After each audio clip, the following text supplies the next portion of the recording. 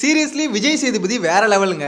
Third ப்ரோமோல கனி சபரி இவங்களை roast பண்றாரு அப்படின்ற மாதிரி சில பேர் நினைச்சீங்கன்னா அது ரோஸ்ட் இல்லைங்க, அன்பை பொழிறாரு. அதாவது கனி அவங்க கிட்ட யாரு பேசினாலும் ரொம்ப அன்பானவங்களா மாறிடுவாங்க போல. ஆக்சுவலா ஒரு இஷ்யூ அட்ரஸ் பண்றாரு, அப்போ கூட ஒரு டோன் பார்த்தீங்களா எவ்வளோ சாஃப்டா இருக்கு. அதுதாங்க கனி சபரி அவங்களோட டேலண்ட். யார் அவங்க கிட்ட பேச வந்தாலும் அன்பை பொழிஞ்சு அவங்களையும் பார்த்தீங்கன்னா கேங்ல சேர்த்துருவாங்க போல. ஸோ அந்த அளவுக்கு தேர்ட் ப்ரோமோவை பார்க்கும்போது ஒரு இஷ்யூவை பத்தி பேசுறாரு, ஆனா எவ்வளோ பொலைட்டா பேசுறாரு, பார்க்கறதுக்கு அவ்வளோ ஆச்சரியமா இருக்கு. ஏன் சார் என்ன சார் பண்றீங்க நீங்க?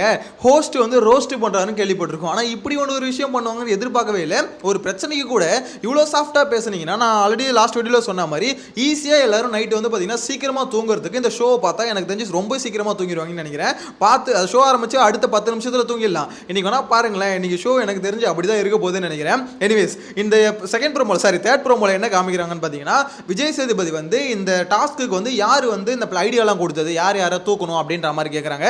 ஸோ அதுக்கு வந்து பார்த்தீங்கன்னா கமருதீன், அப்புறம் கலை, அப்புறம் விஜய் பார்வதி இவங்க எல்லாருமே எந்திரிச்சு என்ன சொல்றாங்க, இவங்க கனியும் அப்புறம் சபரி இவங்க 2 பேர் தான் மாஸ்டர் மைண்ட் அப்படின்ற மாதிரி சொல்றாங்க. கரெக்டாக அந்த ப்ரோமோல பாருங்க, இவங்க 3 பேர் மட்டும் தான் சொல்ற மாதிரி காமிக்கிறாங்க. அப்ப மிச்ச பேர்லாம் சொல்லு அப்படின்னு கேட்டீங்கன்னா, மிச்ச பேர் தான் கேங்கில் இருக்காங்களே, அது எப்படி சொல்லுவாங்க? அவங்க தான் அன்பு கேங்கில் ஒரு ஐக்கியமாச்சு 2.0ல. ஸோ அப்படி இருக்கும்போது அவங்க சொல்கிறதுக்கு வாய்ப்பு இல்லைல்ல. ஸோ இதில் இருக்க இந்த 3 பேர் மட்டும் இதில் எந்திரிச்சு சொல்கிறாங்க. அதுக்கு விஜய் சேதுபதி சொல்கிற பதில் என்னன்னு பார்த்தீங்கன்னா, எல்லா டாஸ்க்கையும் இப்படி பண்ணிங்கன்னா பார்க்கறதுக்கு எப்படி நல்லாயிருக்கும் அப்படின்ற மாதிரி கேட்குறாரு.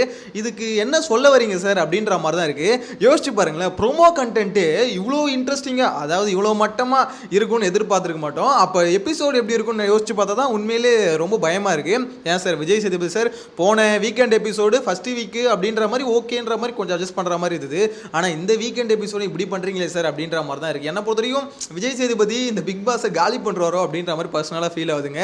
ஏன்னா ரொம்ப மோசமா போற மாதிரி இருக்கு. டாப்பிக்கே இல்லைனா கூட அதை டாப்பிக்காக மாற்றணும், அதுதான் ஹோஸ்ட்டு. அப்படியே ஃபயராக இருக்கணும். எனக்கு பேசாமல் தெலுங்கு தெரிஞ்சால் கூட தெலுங்குல நாகார்ஜுனா இது ஷோவை பார்த்துடலாம், மலையாளம் தெரிஞ்சால் கூட பரவாயில்ல. என்ன பண்ணுறதுன்னு தெரியல. பேசாமல் டிரான்ஸ்லேட்டர் வச்சு தான் கூட அந்த ஷோவை பார்க்கணும்னு நினைக்கிறேன். வேறு வழி இல்லை போல. தமிழ் பிக் பாஸ் விட்டு வேறு பிக் பாஸ் ஷோ பார்த்தா தான் கொஞ்சம் இன்ட்ரெஸ்டிங்காக இருக்கும் போல. ஏன்னா தெலுங்கு பிக் பாஸ்லாம் நல்லா இருக்குன்றானுங்களே, ஃபயர் விடுறானுங்களே. நான் தான் பார்க்குறேன் இன்ட்ரெஸ்டிங்காக என்ன கண்டென்ட் இருக்குன்னு பார்க்கும்போது சோஷியல் மீடியாவில் தெலுங்கு பிக் பாஸ்லாம் அவ்வளோ ஃபயராக போயிட்டு இருக்கு. அதுவும் நம்ம ஆயிஷா வந்து பார்த்தீங்கன்னா போகும்போது விஜய் சேதுபதி கூட இங்கேருந்து வாழ்த்துக்கள்லாம் சொன்னார். சீசன் 9ல் வைல்ட் கார்டாக போயிருக்காங்க. ஸோ அப்போ வந்து பார்த்தீங்கன்னா அவர் வந்து வாழ்த்துக்கள் உங்களுக்கு பவர்லாம் கொடுக்குறேன்னு சொல்லி அமிச்சாரு. எனக்கு என்னென்னா, அங்கே நீங்களும் அப்போ பார்க்குறீங்களே, அந்த இது பிக் பாஸை பார்த்தாவது நீங்கள் கற்றுக்க வேணாமா, எவ்வளோ சூப்பராக நாகார்ஜுனா பண்ணார் நம்மளும் பண்ணணும் அப்படின்ற மாதிரி, ஏன் சார் இப்படி பண்ணுறீங்க அப்படின்ற மாதிரி பர்சனலாக ஃபீலிங்காக இருக்குன்னு வச்சுக்கோங்களேன். எனிவேஸ், இன்னைக்கான எபிசோடில் அவர் என்னன்னா கனி சபரி இவங்களை ரோஸ்ட் பண்ணுறாரு. ரோஸ்ட் பண்ண மீன்ஸ் கேள்வி கேட்குறாரு, இந்த மாதிரி ஏன் இந்த மாதிரி பண்ணுறீங்க அப்படின்ற மாதிரி. இதில் வந்து விஜய் பார்வதி வந்து ஆக்சுவலாக தூக்குனது வந்து இவங்களோட டார்கெட் தான், அதாவது கனி சபரி டார்கெட் தான். அதுலேயும் குறிப்பாக யாருன்னு பார்த்தீங்கன்னா கனி தான். யாரை தூக்கலாம் அப்படின்ற மாதிரி பிளான் போட்டோன்னே உடனே என்ன தெரியுமா பண்ணாங்க, எல்லாரும் வந்து எல்லாம் யோசிச்சுட்டு இருந்தாங்க. கனி மட்டும்தான் உடனே பார்வதியை தூக்கலாம், பார்வதி மாஸ்க் மாட்டுச்சுன்னா நான் எடுத்து வச்சுப்பேன், வைக்க மாட்டேன் அப்படின்ற மாதிரி சொன்னாங்க. ஏன்னா பார்வதிக்கும் கனிக்கும் அப்படியே அப்படி இருக்கு. ஆனால் பார்வதி என்ன தெரியுமா, சும்மா பைத்தியம் மாதிரி கனி வந்து அவ்வளோ இதுவாக, அதாவது கனி வந்து அவங்களை அட்டாக் பண்ணாத மாதிரி அவங்க நினைக்கிறாங்க. சபரி தான் மெயின் டார்கெட்டு, சபரி தான் நம்மளை வந்து டைரெக்டாக அட்டாக் பண்ணுறான், சபரி தான் இதில் மெயின் ஆள் அப்படின்னு நினைக்கிறாங்க. எனக்கு தெரிஞ்சு சபரி இல்லைங்க, சபரி வந்து பார்த்தீங்கன்னா அந்த கருவி அம்பு மட்டும்தான். அது அம்பை இது பண்ணுற வில்லு வந்து பார்த்தீங்கன்னா கனி அவங்க தான் சொல்லணும். ஏன்னா அவங்க தான் மாஸ்டர் மைண்டு. சபரிங்க மாஸ்டர் மைண்டே கிடையாது. நிறைய பேர் தப்பாக சொல்கிறாங்க, கனி சபரின்றாங்க. கனி வந்து யோசிக்கிறாங்க, சபரி அதை எக்ஸிக்யூட் பண்ணுறாரு. அங்கே நடுவில் அந்த சபையில் வந்து பில்டப் கொடுக்கும்போது சபரி பில்டப் கொடுத்துக்கிறாரு. ஓகே ஓகே, அதாவது ஒரு பிரச்சனை வந்தால் எப்படி சபரி வந்து சமாதானப்படுத்துவார். இந்த மாதிரி ஏதாவது ஒரு பிரச்சனை ஒன்று போயிட்டு இருக்கும். அந்த பிரச்சனையில் யாருக்கும் சண்டை வந்திருக்கும். டக்குன்னு உள்ளே போயிட்டு மாமா கூட்டு போய் சமாதானப்படுத்திட்டு வேற யாரும் வராதிங்க. ஏன்னா இவர் தான் சமாதானப்படுத்துறதுக்குனே பிறந்து வந்திருக்காரு இந்த பிக் பாஸ் வீட்டுக்கு. வேற யாரும் வந்து சமாதானப்படுத்திட்டா சபரிக்கு ஆகாது. என்னடா இது, நம்ம தானே சமாதானப்படுத்தணும், நம்ம தானே இங்கே இது, இவங்க வந்து சமாதானப்படுத்திட்டாங்கன்னா பேரை இவனும் தட்டிட்டு போயிடுவாங்களே அப்படின்ற ஒரு மைண்ட் செட்லேயே வாழ்ற ஒரு ஜீவன் என்ன பொறுத்த வரைக்கும் பார்த்தீங்கன்னா சபரி தான். இது சில பேருக்கு தோணும், என்ன ப்ரோ அதில் என்ன தப்பு இருக்குது, சமாதானப்படுத்துறது கூட தப்புன்னு சொல்லுவீங்களா, இதெல்லாம் ரொம்ப ஒஸ்ட்டு அப்படின்ற மாதிரி சொன்னீங்கன்னா, சமாதானப்படுத்துறது தப்பு இல்லைங்க. ஆனால் நான் மட்டும்தான் சமாதானப்படுத்துவேன் அப்படின்னு நினச்சிட்டு இருந்தாருன்னா அது தப்பு. இதுக்கு முன்னாடி வேறு ஏதோ எஃப்ஜே மேட்டர்லையோ கமருதீன் மேட்டர்லையோ நினைக்கிறேன். ஸோ ஒரு இஷ்யூ நடந்துட்டு இருக்கும். அப்போ வேற யாரோ சமாதானப்படுத்த வருவாங்க, இல்லை நீங்கள் போங்க நான் பார்த்துக்கிறேன் அப்படின்ற மாதிரி இவர் கூட்டிகிட்டு போயிட்டு சரி உர்றா ஒன்றும் பிரச்சனை இல்லை, அந்த உர்றா ஒன்றும் பிரச்சனை இல்லை வேற யாரும் சொல்ல மாட்டாங்களா, எவனோ வந்து சொல்லிட்டா உங்களுக்கு ஆகாதா, அதுதான் இங்கே கேள்வியாக இருக்குது. இங்கே பிரச்சனை என்ன தெரியுமா, இந்த அன்பு கேங் இருக்காங்களே, இந்த அன்பு கேங்கை யாருக்குமே அட்டாக் பண்ணணும் எதுக்கணும் அப்படின்ற மாதிரி ஐடியா இல்லை. அது ஆக்சுவலாக இவங்க மேலே குறை சொல்லணுன்ற எண்ணம் இல்லை. ஆனால் ஓரளவுக்கு அன்பை காமிக்கும் போது அது ஓகேவாக இருக்கும். ஆனால் ஒரு லிமிட்டுக்கு மேலே அன்பை காமிக்கும் போது அது அன்பாக இருக்காது, வம்பாக தான் இருக்கும். ஏன்னா இங்கே வந்து நேற்று கூட அந்த கேப்டன்சி டாஸ்க் அப்போ பிரவீன் ராஜ் சொன்னார்ல, கனியக்கா வந்து ஒரு தாய்மை உள்ளத்தோட ஒரு தாய் மாதிரி நம்மளை வந்து அரவணைக்க ஒரு கேப்டன் வேணும் அப்படின்ற மாதிரி கேட்டார். அப்படியா சார் அப்படின்ற மாதிரி தான் இருந்தது. அந்த அளவுக்கு பார்த்தீங்கன்னா கனி அவங்க வந்து அன்பு கொட்டி கொடுத்துருக்காங்க. ஸோ இந்த அன்பு தான் நம்மளுக்கு வந்து பிரச்சனையாக இருக்குது. அந்த அன்பை பார்க்கும்போது தான் தூக்கி போட்டு வெளுன்னு வெளுக்கணும் போல இருக்குது. என்னடா நீங்கள் விட்றீங்க ரீலு அப்படின்ற மாதிரி தான் இருக்குது. ஆனால் இந்த டாப்பிக்கை பொறுத்த வரைக்கும் விஜய் சேதுபதி கேட்குற மெயினான அது ஒரு கான்செப்ட் என்னன்னு பார்த்தீங்கன்னா, இந்த டாஸ்க்கை நீங்கள் ஏன் இப்படி அணுகுனீங்க? அதாவது நீங்களா ஒரு இவ்வளோ பேர் இருக்கீங்க, டார்கெட் பண்ணி ஒவ்வொருத்தரையாக தூக்கணும், அவங்க உங்களுக்கு பிடிக்காதவங்கள அடுத்தடுத்து தூக்கிட்டே வரீங்க.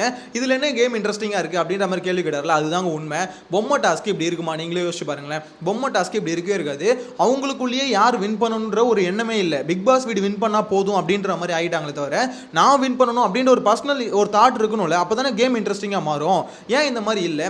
ஆக்சுவலாக அதனால தான் சொன்னேன், ஸ்டார்டிங்லேயே இந்த டாஸ்க் எப்படி டிசைன் பண்ணியிருக்கணும்னா, ஹவுஸ்மேட் சொல்கிறேன், நம்ம எல்லாரும் அடிச்சுக்கலாம். நம்மளோட ஸ்பீடு யார் ஸ்பீடாக இருக்காங்களோ அவங்கள வின் பண்ணட்டும். மற்றபடி இதில் வந்து பார்த்தீங்கன்னா ஒருத்தர் எடுத்து வைக்கிறது இந்த மாதிரி கேம் வேணாம் அப்படின்ற மாதிரி பேசினாங்கன்னா உண்மையிலே இன்ட்ரெஸ்டிங்காக இருந்திருக்கும். ஏன்னா எப்படி சொல்றது, ஒவ்வொருத்தருக்கும் ஜெயிக்கணுன்ற எண்ணம் இருந்திருக்கும். பிக் பாஸ் வீட்லேயே பார்த்தீங்கன்னா கமருதீன் போறாருன்னு வச்சுக்கோங்களேன், கமருதீன் போகும்போது பக்கத்தில் எவனா இருக்கானா ஸ்பீடா வரானா அவனை அட்டாக் பண்ணிட்டு தான் போகணும்னு நினைப்பாரு. ஸோ இங்கே தான் கேம் இன்ட்ரெஸ்டிங்காக மாறும். ஜெயிக்கணுன்ற ஒரு வெறி இருக்கணும். இந்த டாஸ்க் முடிகிற வரைக்கும் யாருக்காவது அந்த இன்டென்ஷன் இருந்துதான்னு பார்த்தீங்கன்னா, இண்டிவிஜுவலாக சொல்கிறேன், ஒருத்தர் கூட இல்லை. கடைசி இது வரைக்கும் சொல்கிறேன், கடைசி இது கூட அவங்கவுங்க எப்படியாவது நம்ம யார் ஜெயிச்சாலும் என்ன, பிக் பாஸ் வீட்டில் ஒருத்தர் ஜெயிச்சா போதும், டின்னர் கிடைக்கும், சோறுக்கு தான் விளாட்றீங்களா நீங்கள் அப்படின்ற மாதிரி தான் இருந்தது.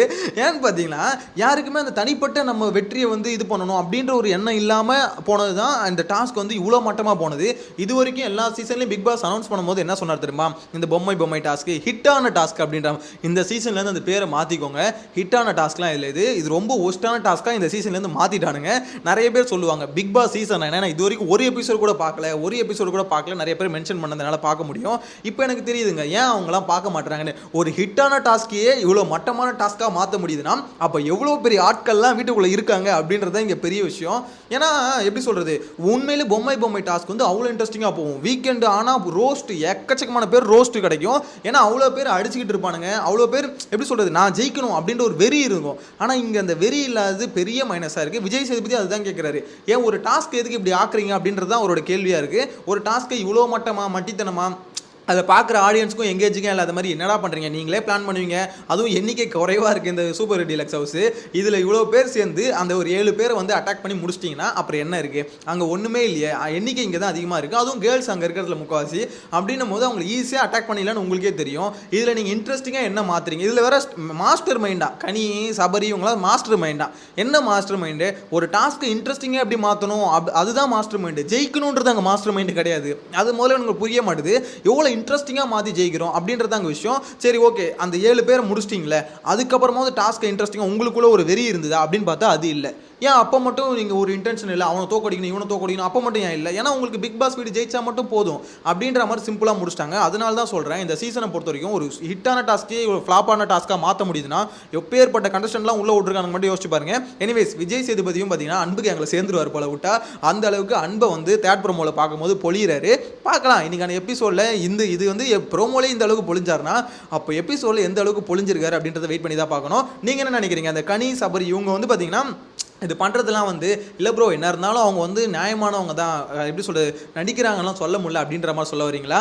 இல்லை பக்கா ஃபேக்காக இருக்குது ப்ரோ, இவ்வளோ நடிப்புலாம் ஆகாது, இது வந்து ரொம்ப ஒரு லிமிட்டை தாண்டி அன்பு வந்து அதிகமாகுது அப்படின்ற மாதிரி சொல்கிறீங்களா? உங்களோட கருத்து கமெண்ட்டில் மென்ஷன் பண்ணுங்கள். நெக்ஸ்ட் வீடியோவில் மீட் பண்ணலாம். Bye by.